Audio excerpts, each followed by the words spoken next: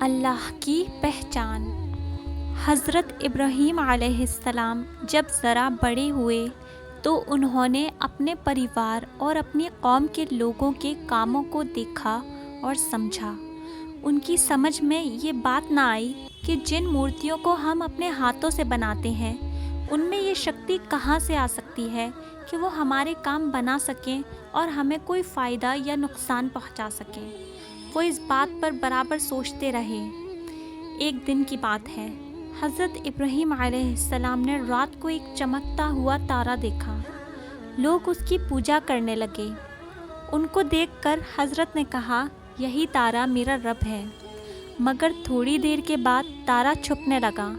تارے کو ڈوبتا دیکھ کر حضرت بولے، مجھے تو یہ چھپنے والے اچھے نہیں معلوم ہوتے۔ کچھ دیر کے بعد چمکتا ہوا چاند نکلا۔ حضرت نے کہا، یہ میرا رب ہے۔ لیکن تھوڑی دیر کے بعد وہ بھی چھپ گیا۔ یہ دیکھ کر حضرت ابراہیم علیہ السلام نے کہا، یہ بھی میرا رب نہیں ہے، میرا رب تو کوئی اور ہی ہے۔ اگر وہ مجھے صحیح راستہ نہ دکھاتا تو میں بھی اپنی قوم کے سامنے بھٹک جاتا۔ صبح ہوتے ہوتے سورج نکل آیا، چمکیلا اور روشن۔ اسے دیکھ کر حضرت ابراہیم علیہ السلام نے کہا، ہاں یہ میرا رب ہے، یہ سب سے بڑا ہے۔ لیکن دن ختم ہوا، شام ہوئی اور سورج نے منہ چھپا لیا۔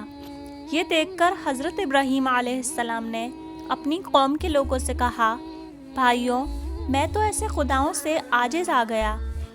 یہ کہاں کے خدا ہیں؟ یہ سب تو آپ ہی کسی کے حکم میں بندھے معلوم ہوتے ہیں۔